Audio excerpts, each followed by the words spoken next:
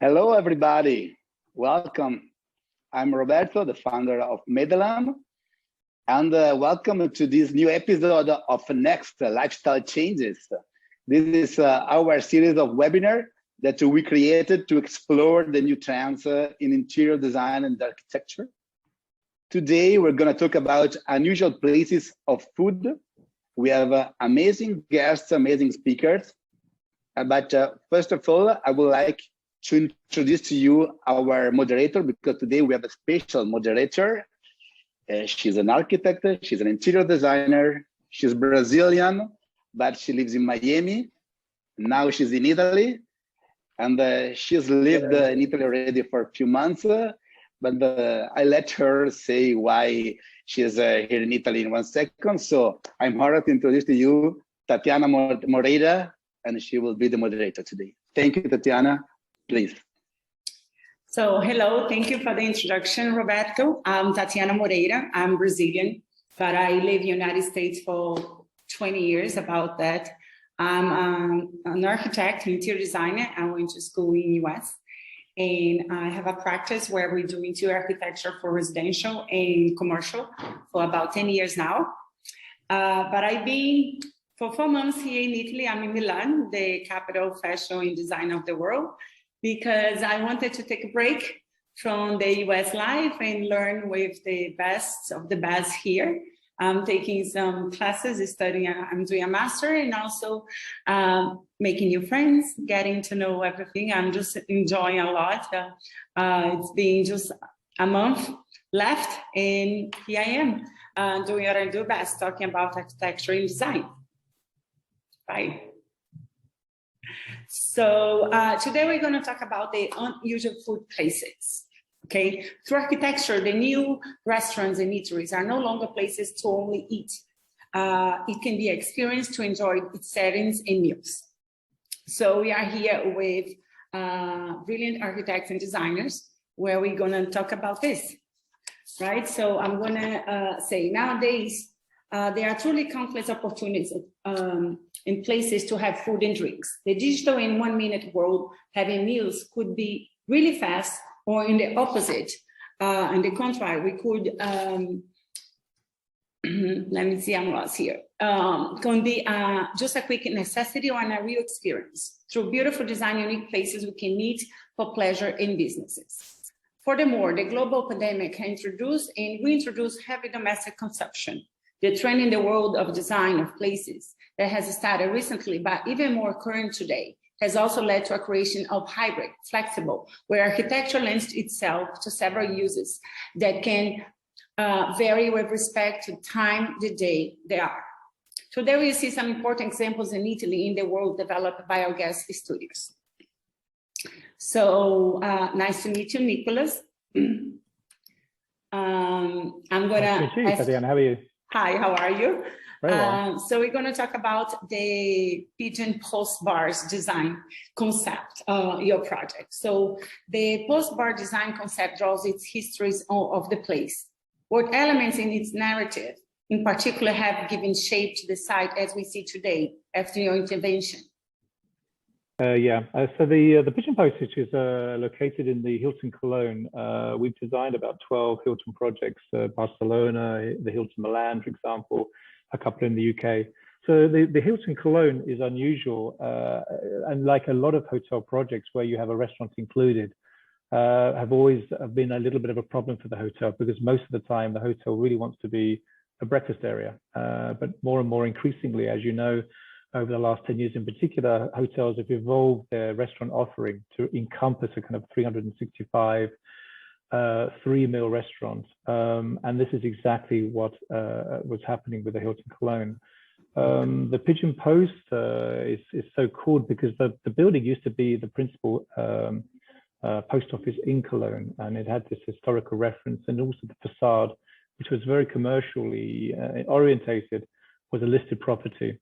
So as such, in relation to that, the concept of Pigeon Post was taken from this older reference, and the hotel wanted to kind of re-identify and repurpose the existing bar area and make it more of a restaurant, bar, come co-working experience, really, So not only bring the guests down from their rooms and enjoy a drink, which evolves into a meal, but also become a location for local residents. And that principally is the ambition of most hotels now, is that if you go to Miami or you go to London, very often when you're going to looking for a restaurant, you're finding a restaurant in the hotel or a hotel, because they are beautifully designed. They have beautiful food, amazing service. They know how to do all those things extremely well.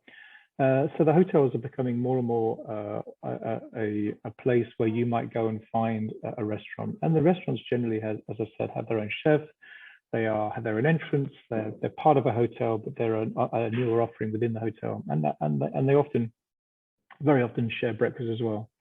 So in relation to your question, the one thing that the decorative elements within the restaurant itself were very much orientated around the postal service or the postal references.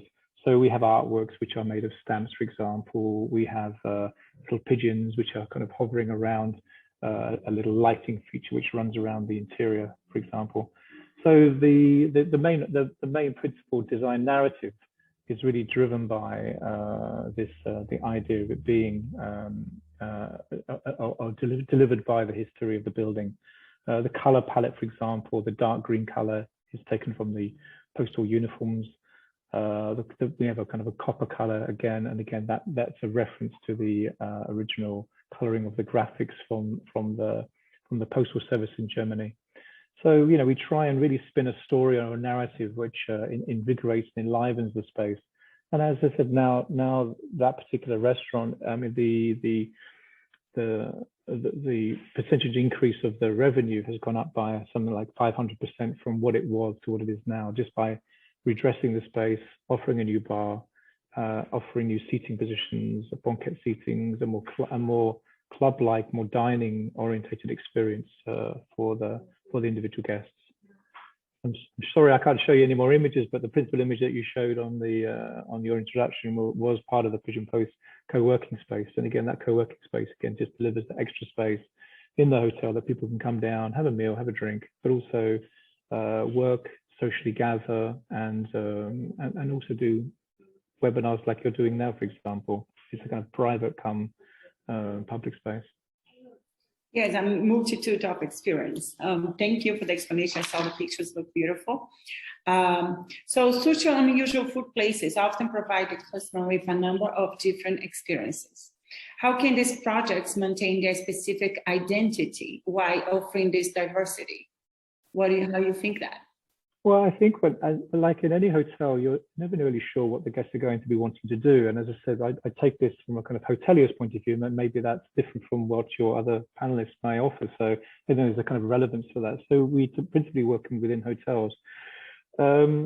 People arrive and live and work in hotels at different times. You have guests arriving at midnight. You have people checking in at 5 in the morning. You have the people who go out all day and come back in the evening and just use the hotel to sleep in. So it really has to be orientated around the full day, and therefore, in terms of seating, in terms of the kind of working space that you offer people, it has to be driven by the necessity to create. Thank you. It has to be driven by the necessity to create different environments that people enjoy at different times of day. So, for example, the bar has typical bar stools. Here is the entrance, for example, and it has this kind of very dark, orientated new stairways that go up from the space. There are little postcards that are on that shelf that you can pick up for free. You can write your details and post it to somebody, and then the hotel will post it free of charge for them. These are typewriters which have a little love letter typed into them. But again, they're German typewriters, and again, just orientate it for this kind of workspace, old workspace, quite a cool workspace environment.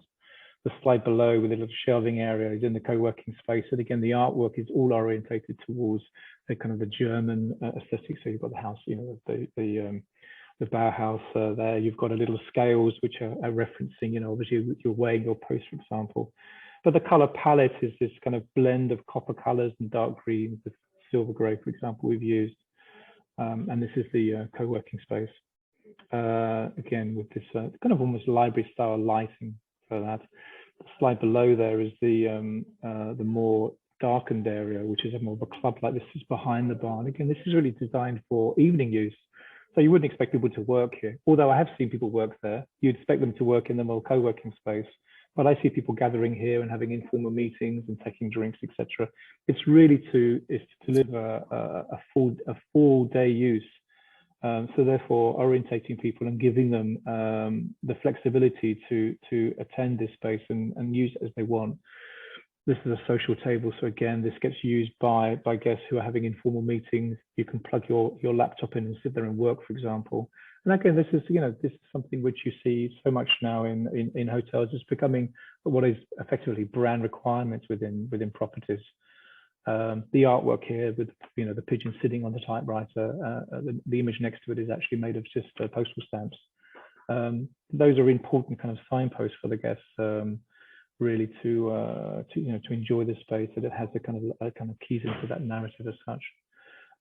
But I think the idea to kind of answer your question is a total flexibility that you're offering: bar stool, table seating, comfortable seating that people can sit in for almost all day, as well as flexible seating they can pull together and actually create seating areas with other guests.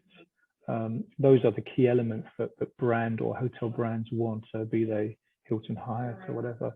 That total flexibility.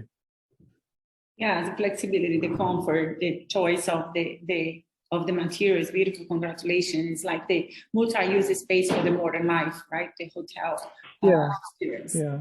I think it's a real challenge for hotels. That this is really a more bar restaurant, but again, we do restaurants which are serving breakfast, and that flexibility and adaptability from breakfast service, which is a kind of full buffet, right through to an evening environment where the guest arrives in the evening and they want to have a meal with their family. They don't want to head off into the city. They've done that all day.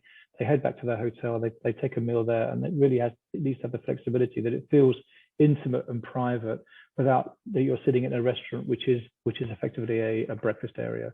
So we design the restaurants now to be restaurants first and to be breakfast areas second.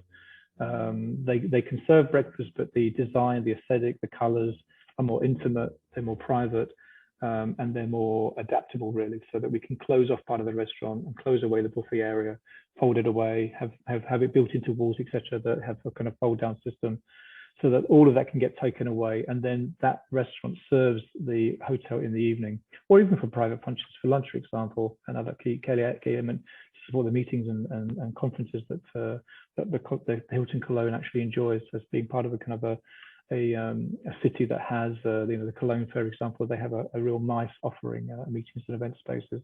It's a key element to that. And as I said, I know that's kind of very focused in hotels, but that's where we sit really as designers. We do a lot of hotel work, and those are the particular necessities of those particular hospitality spaces. Thank you very much. Thank you, and thanks for getting the slides up. Again, beautiful project. I hope one day to be able to go there and see. Good, thank you. So now we're going to our second guest, George from B+H Architects from Toronto. Nice to meet you. Hi, very nice to meet you guys. Nice to meet you. So let's talk about your project. I have two questions for you. So the entire project of the FB Entertainment venue in Toronto has drawn inspiration from the well-known movie Inception. What are the layers of experience hidden in the project? How you incorporate this in your design? Okay, I hope you can see my screen. Can you? Now we see your screen. Yeah. Okay, great. So what I wish to quickly offer you is a story of multiple personalities here. Toronto, for those who know, is in Canada. For those who don't know, is a city. It's a pretty large city, 7th largest in North America. It has a number of different personalities within it. Toronto is a very large city on its own right. It's the hub of economy in Canada. But Toronto is also a hub of current content. It is very busy. It is a Silicon Valley of the North. There's a lot of tech and a lot of industry coming in. And for this story today, more importantly, Toronto hosts TIFF, the Toronto International Film Festival. This is the second largest film festival outside of Hollywood.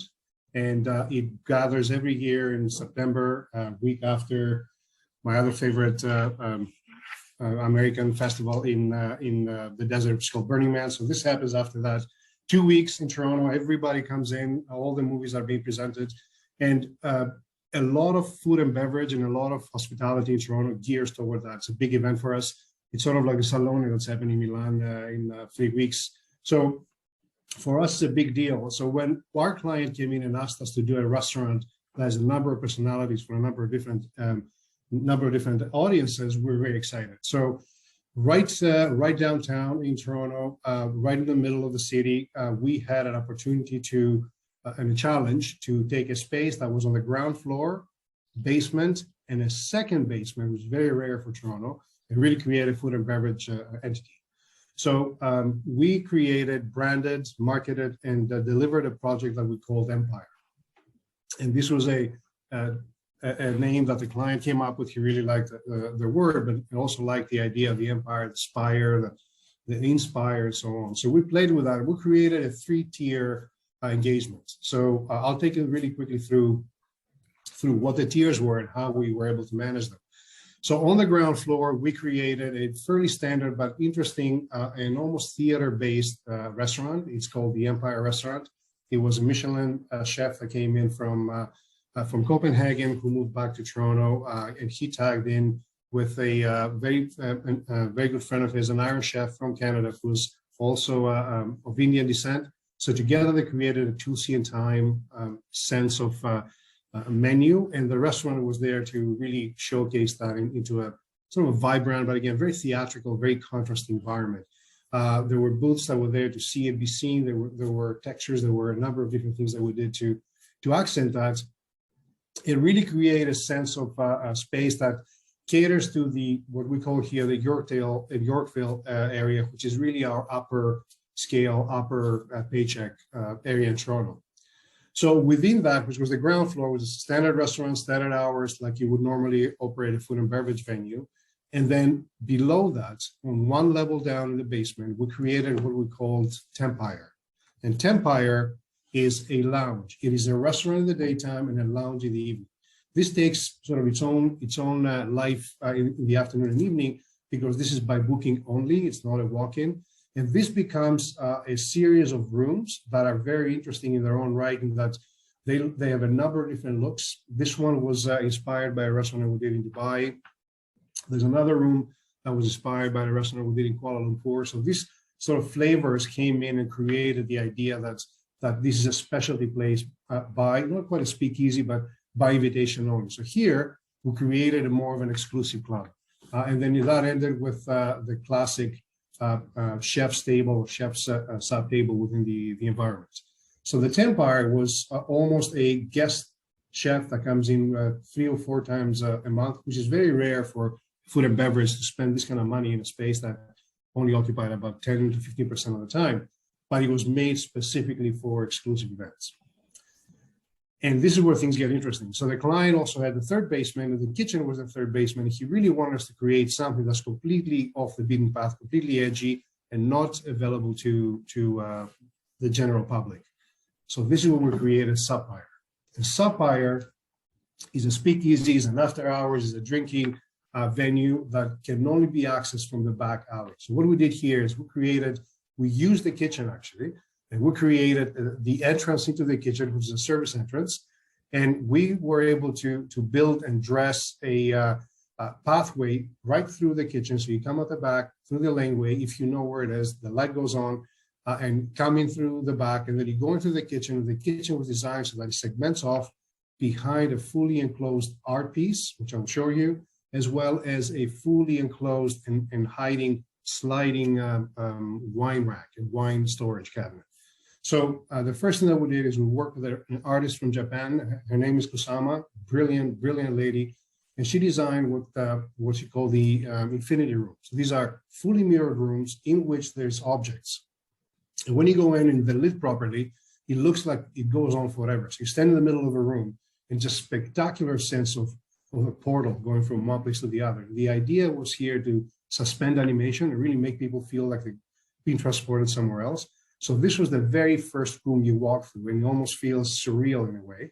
And then you walk through it, and then you're taken down the path, which really is the wine cabinet on the right that you see, and the left cabinet is the humidor for the cigar lounge.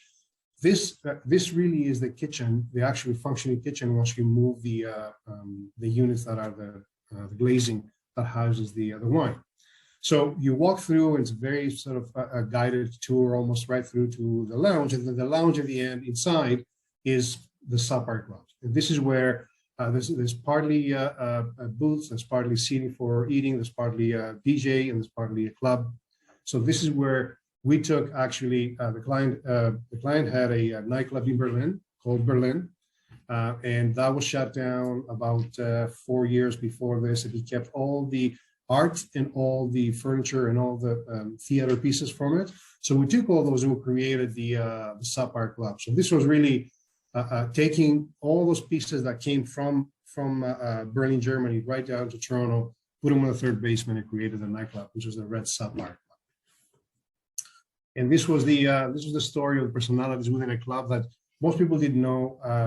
It's still operating, but most people didn't know that it was there on the third tier, second, and so on. Very different spaces for different uses, but amazing. The Japanese flair in the Sub-Bar Club, cool. So basically, that's it. I'm going to go to your second question then. So the main purpose of the unusual food places we are discussing about it is that turning the mealtime into an out of ordinary journey. What kind of journey have you imagined to the Empire guests? So to answer that question, maybe I should answer the types of guests that the Empire had. Yes. So there's 3 tiers of guests. One is the typical, so where the restaurant is located is right down in the middle of the business district, near Yonge and Bloor, in our sort of our Wall Street in Toronto. And a lot of the daytime facilities are catering to business lunches. Okay. So that's the one tier of the daytime, which has the typical fare, the typical chef, like you would have in a regular food and beverage entity. Then in the evenings, we would have a lot of the people that live in the area. So Toronto, for those who don't know, is an extremely densified urban space. We have one of the highest per square meter residences in North America. There are a lot of people living in a lot of condos. It's an explosion in the last 10 years. So a lot of people are coming out to dine on better restaurants, and we're pretty busy now that we finally got out of COVID, almost. So at nighttime, the chefs that were running the restaurants would have a very interesting menu. The menu was changing every 5 days. So Sunday to Thursday was one menu, and then Friday to Sunday, a different menu. So it always rotated. It barely ever had any standard elements. So there's a lot of turnover, the same people coming in to experience the different menus. So that's one of the audiences. And that was I guess the bread and butter, the most wide audience for the restaurant. And only the restaurant was open. The second tier is business and travel and destination guests. And these will be people who are coming to Toronto to experience certain things. And those would be the people who are coming to the restaurant, the Empire, but also coming to the Tempire, which is the lounge.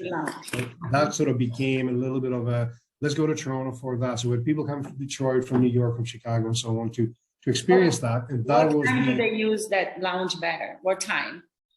So the lounge would start at about 7 o'clock at night till about 2 in the morning. Okay. So restaurant is a 2-piece meal, lunch and dinner. So the restaurant was open 11:30 and open till 1 in the morning. The lounge was until 2 o'clock in the morning. And then the sub-bar, which was the after hours speakeasy, was open from midnight till 6 in the morning, depending. But so this is the third audience, and this audience was partly food, but really entertainment. So this is where, for example, we would have the Toronto Film Festival, we have the Nuit Blanche show, we have the Fashion Week, we have all these festivals that are happening in Toronto. Toronto has 160 festivals a year. So through them, once there was a critical mass, they would open up the sub-bar and use it. Sometimes they would allow us to have a couple of parties here and there, but that was not part of the typical offering. So Toronto, it's very much like Miami. It's a city where events throughout the year. So it starts one, finish another, and goes through. So the city is already changing the type of people who goes. and to be open until 2 in the morning. That's great. So we now talk a little bit about the Supplier Club. Who are your guests there? So my claim to fame, I guess, my most memorable dinner there was with Mrs. Gwyneth Paltrow. It was great.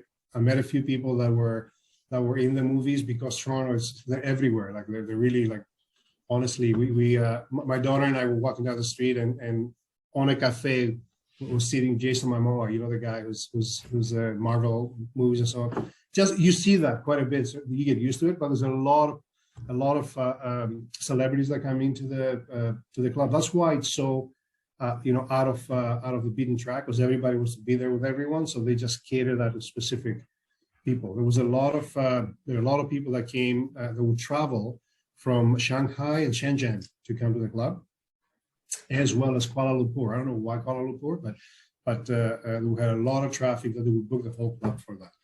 It was really fun, just people watch sometimes. You know? Wow, sounds very fun. Well, thank you, George, for your time. Thank you. Now we are going to go to our third guest, Javier and Lavinia from the beautiful Florence, the Ferrari Modetti office. And they're going to be presenting the BRAC bookstore in Florence, right? So my first question is, nice to meet you.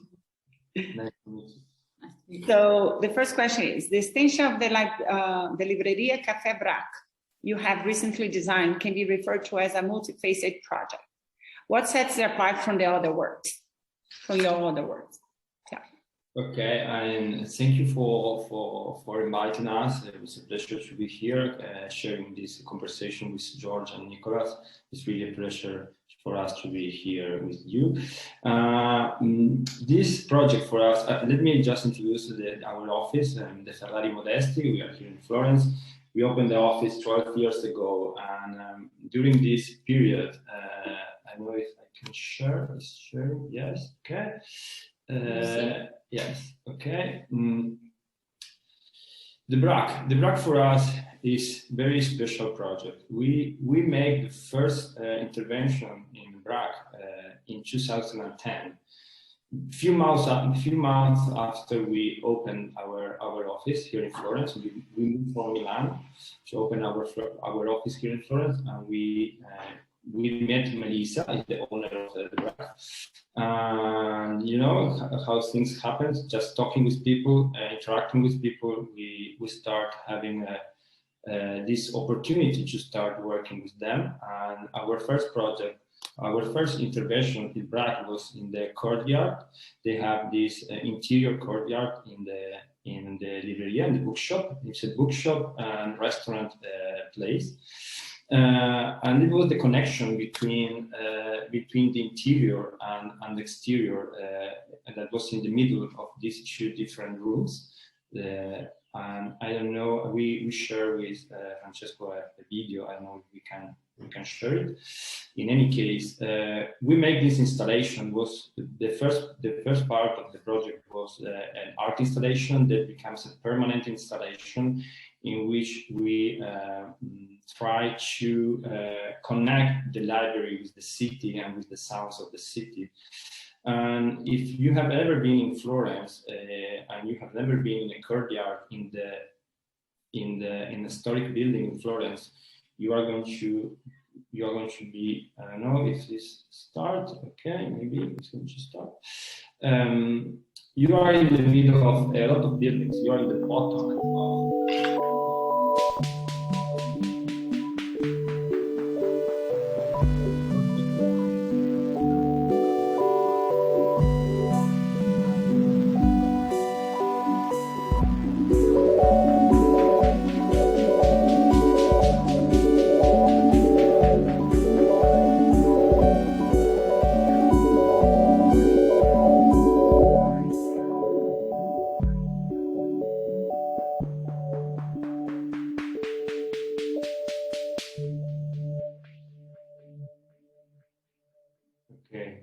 Thank you, Francesco.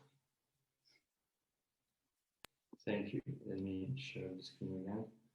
From this very first intervention in this courtyard, This is the place, this is the internal view, and in which this spatial device become an important element of the space that transform this exterior space in an interior space. We start developing the BRAC, and as I said before, we are almost 12 years working with them.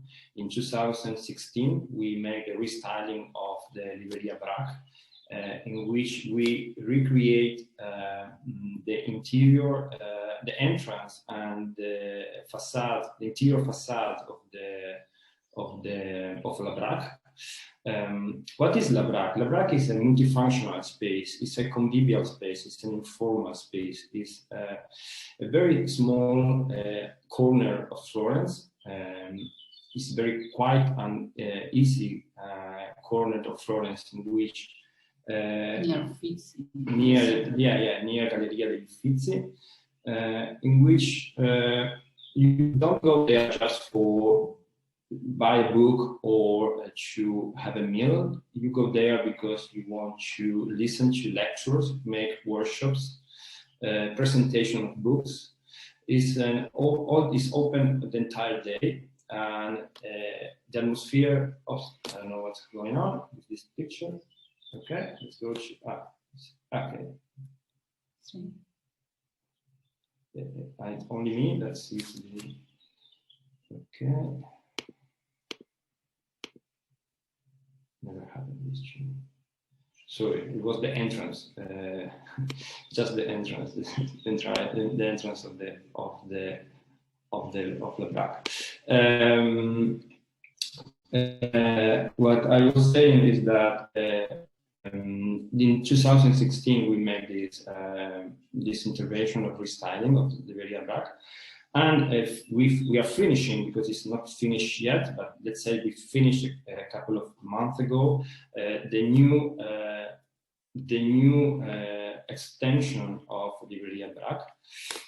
Libreria BRAC is it's become more than the double of the area that was before. Here you can see, unfortunately, I don't know what happened with the picture, but the entrance, the courtyard, and the second room in the back. And in these few months, we double the area of Libreria BRAC with a more multifunctional space. Libreria BRAC was already a multifunctional place, but they have very little space to do all the things they would like to do. And so now the Libreria bookshop BRAC becomes really a multifunctional space in which we can create a different situation. For us, Libreria BRAC is like a theater in which we create scenic devices that characterize the space in different ways. These scenic devices are, for instance, the courtyard, that is the first intervention we made in 2010. Is the wooden column, the wooden structure in the bar area that define and give hierarchy to the bar. And of course we have the bookcases that are it's like the scenographic part in which things happen. So it's the focal point in which we can prepare and present lectures or books or other kind of activities. And then we have also PDF is not on my side today. And then we have the back of the library, in which we have a blue room for books for kids, and this has to be finished yet, in which then they can immerse themselves in reading, okay? And a workshop and a multifunctional area for workshops or other kind of activities. Libreria BRAC for us is a theater, as I said before, is the sum of many different ephemeral setups that become permanent but flexible, and in the way that they can be modified and adjust at the many different needs of this place. I hope I answered to your question, Tatiana, and my English was okay. Sorry, yes, you did. Beautiful, I see vibrant colors, a lot of natural light, very bright spaces, beautiful. And so another question is, nowadays, food spaces are often required to provide their guests not only with a culinary experience, but rather with experience in a broader sense. How have you responded to this demand in the bookstore? Okay, the first thing I would like to say is that our office works in many different fields, okay? In exhibition design, commercial spaces, residential projects with companies, showroom for companies. So we in the past month, we are very happy that some of our clients that have made that we made projects for them in the past month. We make the extension of those places. In particularly, Libreria BRAC was born by Melissa, the owner, and Sasha, his husband and owner. Sasha is a great cook. He's a vegetarian cook. He really is the best vegetarian restaurant in Florence. Melissa has a passion in books, and both of them are art lovers. So they put the first sem of this space, and this space reflects exactly what how they are, because they are also friends. And when you work with friends, you know your clients exactly as they are, and you can, I think, interact and create a good discussion, because with clients we have to discuss with clients, and it's part of our work. This is a space in which you can consume art, you can consume books, you can consume food. Okay, it's a place where you can start to taste and immerse yourself in a listening of a book, or maybe a presentation or a workshop. This space for us that we designed it is, as I said before, is a theater. You cannot find a food space or a commercial space or a bookshop.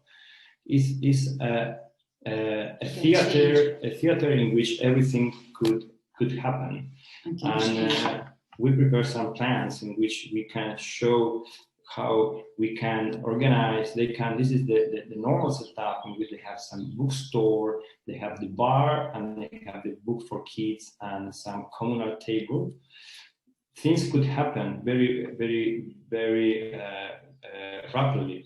The table can be divided, the lecture can be organized, and in the same time, the other two things, the restaurant, the bar, and the library are going to continue working. Or instead, we can prepare a small listening for a presentation of the book, while maybe you change the configuration of the window, because all the furniture that we are using in this bookshop, this theater, are flexible, and we can move and modify everything in a very little space. It's like all of them are sharing devices. This is how we think about things, about everything, and it's in a space in which people have to interact.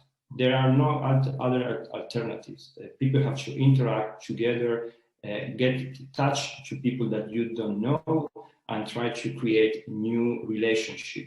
And this is how we think, and how Melissa and Sasha asked us to design the Libreria BRAC. That's great.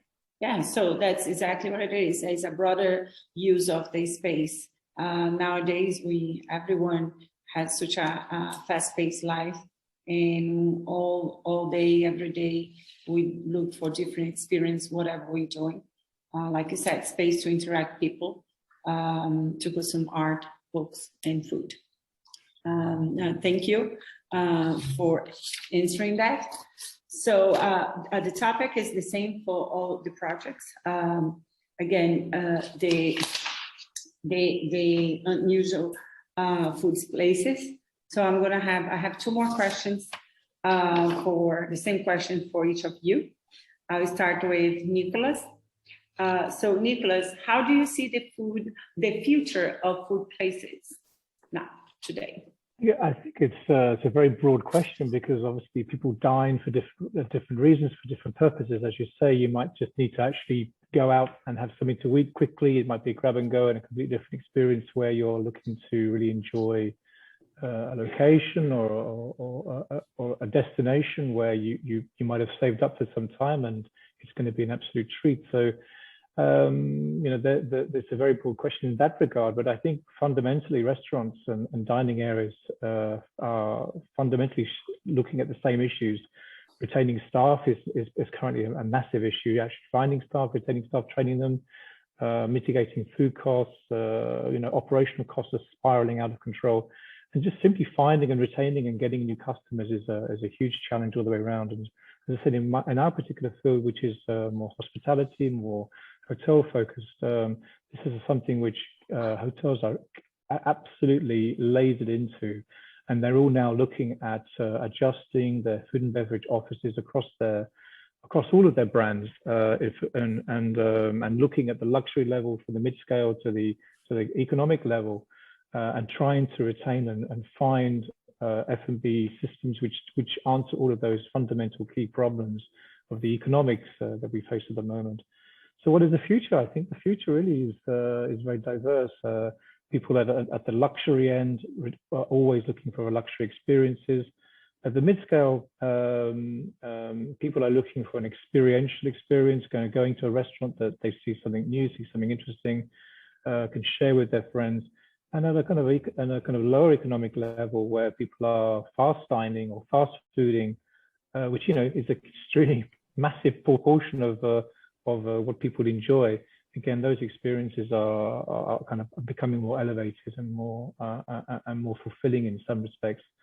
So from our point of view, you know, at the more luxury end, it's an absolute challenge at the moment, because things are evolving and changing so much economically. And I don't know where the future is. I think if we had a crystal ball that could answer that, we would have the golden ticket in a way. But it's really understanding and listening to our customers' needs and the brand needs in terms of hospitality, to see where they feel they can take us.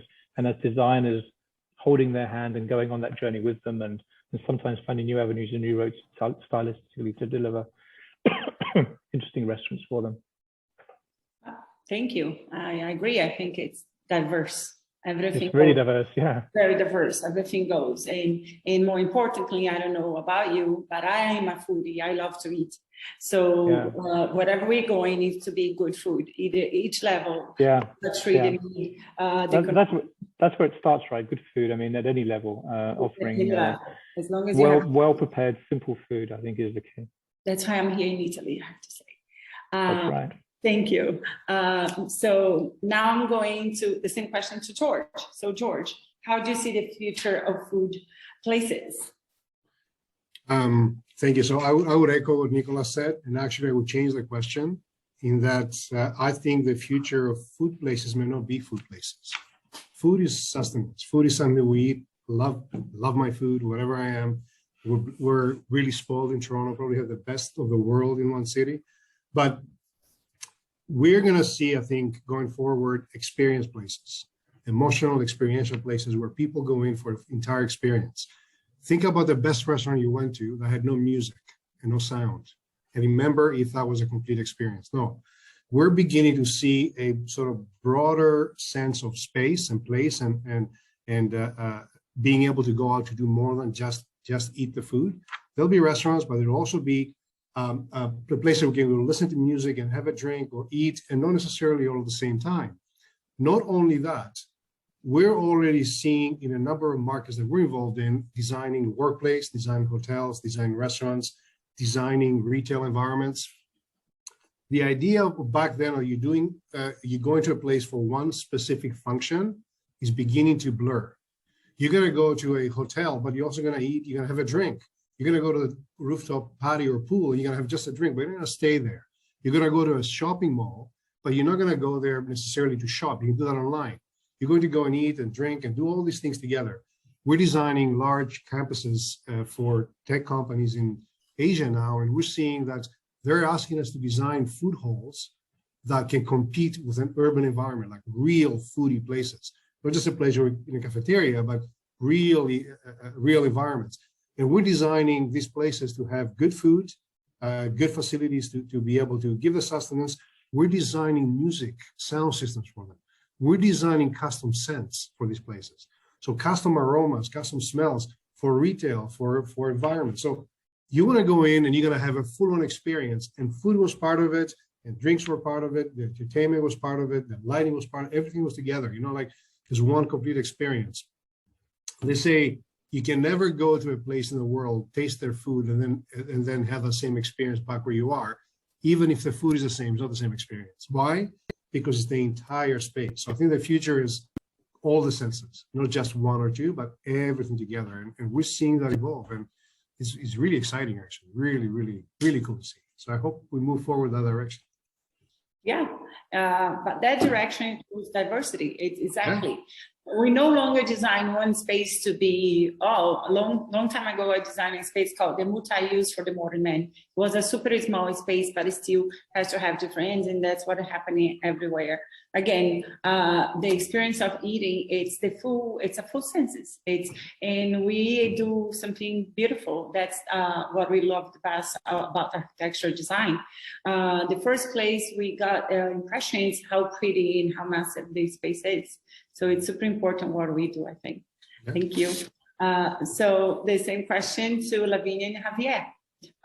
How do you see the future of food places? Yeah, it's a very difficult question. It's very difficult to make predictions. It's very difficult. Everything is changing really too quickly in the past 2 years. Pandemics, war, people is changing, habits are changing. So it's very, very difficult to, I think, to imagine the future of food spaces. Everything is very fluid. Everything is dynamic. Here in Italy, in Florence, because this is the reality that we know best, food is very important. As you know, Tatiana, you come to Italy because you want to eat. I know. I have the best time. we should. You know, I'm Argentinian. I'm in Italy. I arrived to Italy more than 20 years ago. So before I arrived to Italy, food was just a part of the day. No, you know, you sleep, you eat, you work, and you eat. In Italy, you speak about food every five times a day. Yeah. The recipe was this one. You every time you are just every day you are talking about food. So food is really important, and the place in which you consume this food have to respect this tradition. Okay. What we are understanding I like also George and Nicholas said it perfectly. I agree with George in every word he had said. Experiences is becoming the most important part of everything we do every day. It's not just food. It's about everything. It's about communication. It's about who we are, where we are, and what we are doing. And spaces are becoming every time more we target more the restaurant. This is we study in detail exactly what has to happen in every single part of the restaurant for the specific target, for a specific client, and everything is very, very defined. And we we have Instagram, then we have always the Instagram corner for our projects, and have to study that point of view. And this is not something new for us, because we have been designing from the very beginning with devices, especially scenic devices. So every time when we want to make a project, we have this strong relationship with the client, and we think that global is not always the answer, and being more local sometimes could give the experience to the people, at least in Florence, that we have many tourists every day. We have people from Florence that have difficulties to find a restaurant, a place where to eat that are not tourist restaurants. So being more local, I think after the pandemic, could be a good solution for the future. That's interesting. It's true, because everything is changing. Like you said, the first thing you said, the habits are changing so fast. Everything's so dynamic. So sometimes going back to the roots and looking the local things, it is a plus, a good thing. Yeah, to be more domestic. No, we discovered the importance of our houses in the pandemic. We were closed in our houses for a month. After this lockdown, we have a lot of clients that ask us to make the houses for them, because they realize the importance of the houses, of the spaces where they are living. And I think that people, when going to the restaurant, want to feel at home, want to feel that they are in a place in which they can feel safe also, but safe in a way, not safe from pandemic or safe from war, but safe from a cozy and welcoming atmosphere. Okay, so yes, things are changing. We are changing our opinions also. So it's difficult for us to have a defined opinion about the future. Yeah, of course. So now moving on to the last question. I'll start with Nicholas again. So these days, do people prefer food places, even unusual ones, or do they rather choose different options as delivery? I think that's easy. I think as we were saying earlier, as Javier was saying, that obviously we've been locked away for a couple of years, and I think everyone is now desperate. I mean, I was traveling over the weekend, coming through airports. It's amazing how busy all European airports are, and people are looking for experiences. So I think the necessity for people to go out, socialize, to re-engage, to find a sense of locality, a home from home. I think that's what people are looking for. It's not just that they want to go and be safe, it's also they want to experience and have an experiential offering, really. I think we touched upon that.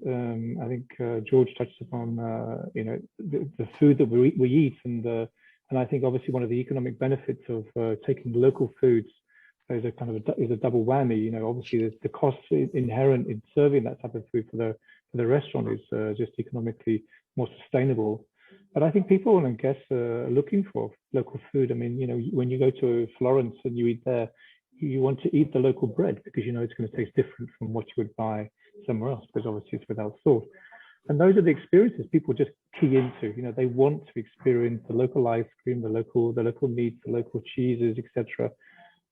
They don't want to have all the stuff that they've got from home. So the avoidance of the international chains are really one thing. If that's what you want, then you're going to go for it. But if you're traveling, if you're engaging, if you're spending the money to go and eat out, then you really want to have the whole experience. And it starts with the food, and local food being the kind of the key buy-in, really. That the menu is dovetailed not just to the location, but also to the kind of the premise of the design of the establishment itself.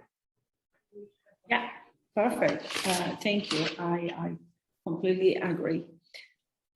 So now, George, again, I'll repeat the question. So these days, do people prefer food places, even unusual one, or do they rather choose different options as delivery? Tatiana, don't get me started on food delivery because I think COVID has dropped the standards for food expectations across the globe. We've given up good food taste for convenience, but I agree with Nicholas quite a bit. So here's the question, okay? The question you asked, the same question is, would you go to a cinema to watch a movie or would you watch it on TV? What's the difference? There's a big difference. If you're asking me, for me, it's two different things. I like I said, I'm a foodie. I'm always paying attention where I eat or what I eat. And of course, convenience especially through the COVID times, we were looking for convenience, but I would have never opened, I would have to see convenience and good food altogether. So it's a difficult question for me. I'll watch the movie at home, but I enjoy the movies as well, so it depends. You go to the movies because there's other people there, and it's so much easier to laugh and cry when other people are doing the same thing. We go to the movies. Why do we all laugh together? Why do we all cry together? Because it's something connecting us together. That's really the difference in the experience. I mean, Netflix is gonna always succeed, but it's going to get less and less people because people are going to want to return to the cinemas and have that unifying experience. Yeah, Nicholas, bang on. So if you go to a restaurant, is it to get your sustenance, your food, your intake, your protein, or is it to have the experience and share that with others? Like just sitting in a restaurant and seeing the waiter bring a dish to somebody else, I'm like, well, that looks so good. You're not going to have that at home. It's not the same communal human experience. So it's more than just that. You go out for great food, but you also go out for great company. So yeah, exactly. Yeah. So the question is food is maybe a mechanism to get together with people, right? Like we Greeks say that. The Greeks, I mean, we can go back thousands of years. We all sit around the fireplace and eat it together, right? We don't just go into our homes. That's the shared experience, and eating and drinking always has been that. I'm here. I'm eating the 3 meals out. There's no way I'm going to eat home. I want to go out, meet people, see new places. It's the whole sharing in experience, exactly. And I'm here because of the COVID. I always wanted that experience, and I said, no, it's time to go out. So everybody wants to be out, experiencing things, new food, new places. Yeah, so I think what COVID did, which dropped our expectation down to become more introvert and more being my stuff home, allowed us also to realize how important it is to do that. So going back to your previous question about the future of food, we need to experience more. We all coming out of this COVID wanting to see that, wanting to engage, wanting to be social animals that we are. So we want to look for that more. So yeah, we're gonna delivery is not gonna go away because is part of our life now. It's like doing everything online, shopping online. But is it a substitute? No. So do people prefer it? I think a lot of it is regional. In North America, people prefer to get delivery because people commute to work and back. When I work in Milan, when I work in Milan, between Brera and Avigli, it's very easy for me to have lunch and have dinner and just be out all the time, right? Yes. Same thing when I'm in Greece, the environment allows for that. In other places, it doesn't. In other places, you got to leave. It takes you 45 minutes to get home. You stay home. You're not going to go back out. But people as a whole, I think there's going to be a balance, but it's not going away. Delivery is not going to go away, but it's not a substitute. That's correct. Thank you. So the last question for you too, Javier and Lavinia. So these days, do people prefer food places or they rather choose different options as deliveries? What do you think? What's your input? What do you think? I think that there are different stuff. Okay, it's like as I said perfectly before, cinema or maybe watching a film at home. But I think doesn't mean that if I watch a film at home, I'm going to go to the cinema on Friday. Maybe that day, on Tuesday, I prefer to watch my film at home, and I'm not going to go to the cinema every single day to see a film. So I think are separately things that are not competing one to each other. We live in Florence. In Florence, at least, as we know, the city is part of our houses. If we want to go to the garden, we go to the square because maybe we don't have a garden inside our house. If we want to meet people, we go outside. And so the streets are full of people, not just tourists, are full of Florentine people that wants to go outside to find friends and talk and drink an aperitivo or have a meal or a dinner. I am not going to go outside every single day of my life to eat a good food. I am going to cook it at home, okay? Maybe our parents, they cook beautiful and very nice food at home because they were used to do that. And they went to the restaurant just once every X days just to taste or to go to a specific place because there was made something specific. Our generation, we love to go to aperitivo, to have a drink, to eat fast food, maybe while we are taking a spritz. We like to cook, but we are not as good as our parents. A new generation people, young people, 20 years ago, 18 years ago, 16 years ago, as old, we see that those are the main clients of how you call them, Deliveroo services, in which they order the food and they eat it at home. I think are different for different kinds of people. It's nothing.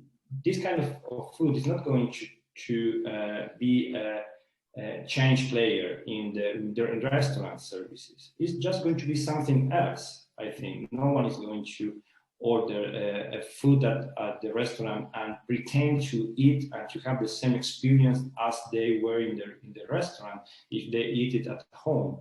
They are just they don't want to cook. I think they don't have the energy, the time. We work a lot. We work much more hours than our parents. We don't have less time to cook, and sometimes instead of eating the pasta that we eat every day, we want to change. We want to do something different. We don't have energy to go outside, and perhaps this is a new solution. But for sure, that day I am not going to go to the restaurant. Yeah. So just to summarize, there will be all the possibilities. People cooking at home, we're still going to have deliveries, and we're still going to have amazing restaurants out there to different lifestyles. But I have to say, I think everywhere in the world nowadays, everyone it's been going out to eat more and more. Like again, I think I ate so much at home during the COVID that everybody has the urge to go out. I became a cook. I'm a chef. During COVID, everybody was at some point. Thank God I'm in Milan that I have to walk a lot, because otherwise I would be like 10 kilos more because we're just eating the experience and all. But that's the beauty of being in Italy, and I am taking everything I can. So it's been a pleasure. Where's our moderator? I think we have some questions from the audience. So can you help us?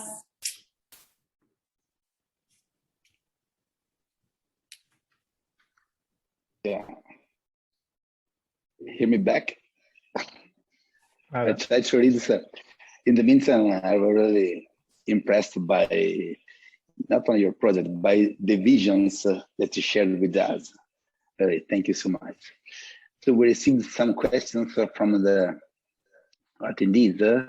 One question is, do you think that people after a long period of pandemic using delivery and Domino's are already interested in having the experience? Okay, we already have replied to this question maybe before, but I don't know if somebody wants to add something else. We answered that already. We agree. Yes. I think the shock of 2 years locked in the home and with some countries still suffering from it, that people are more than ready. I think the problem may be that I think that some countries are still in Italy. I know you're still wearing masks, etc., and I think it's going to take its time to feed back in. But I think everyone was ready at the end of last year, the beginning of this, and it's only perhaps because of the world economy, because of obviously the downturn economically and the stressful situation everyone's finding, plus obviously what's happening in Ukraine has put a dampener on that.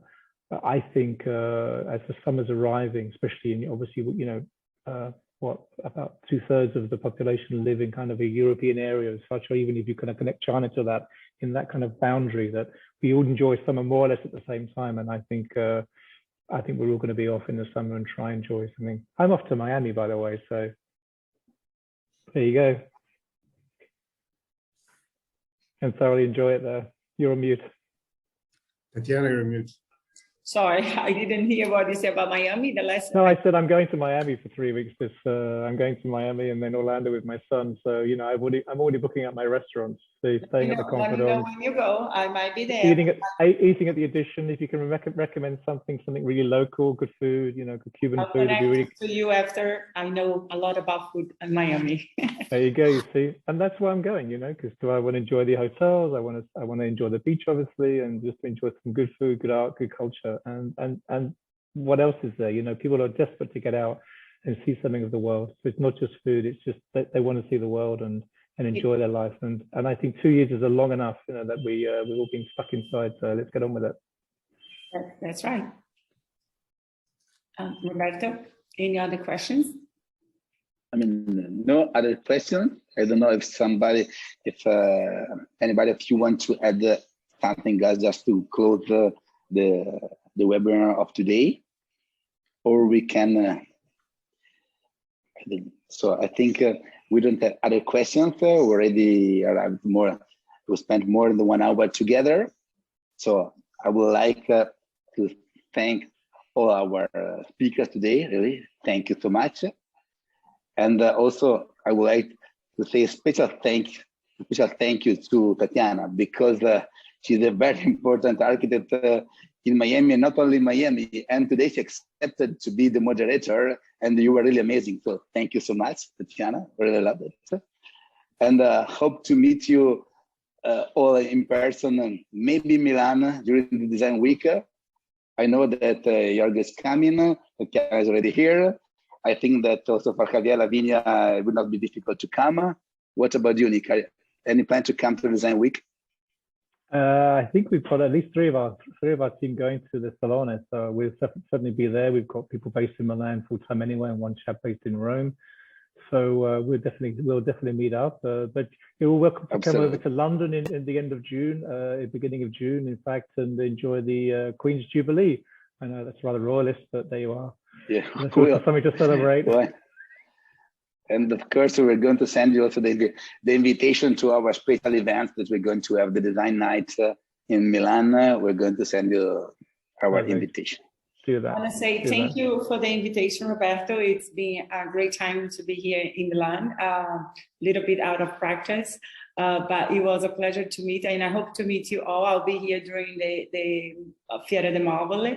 And it was really nice, and to hear all the inputs when he said, can you be the moderator to talk about unusual food places? I'm like, is this a joke? And I thought it was a joke in the beginning because I'm always talking about food, but I love what we do, and it's a pleasure. Thank you again. Thank you, Tatiana. Thank you, guys. I'm looking forward to seeing you in Milan when whoever's there. It'll be great. Yeah, let's get together to a restaurant and eat. Yeah. Yes, let's set up a meeting in a restaurant. Roberto, you pick the place, please. Perfect. Everybody, guests of Medelhan. Bye bye. Ciao. Bye bye, everyone. Take care. Bye bye.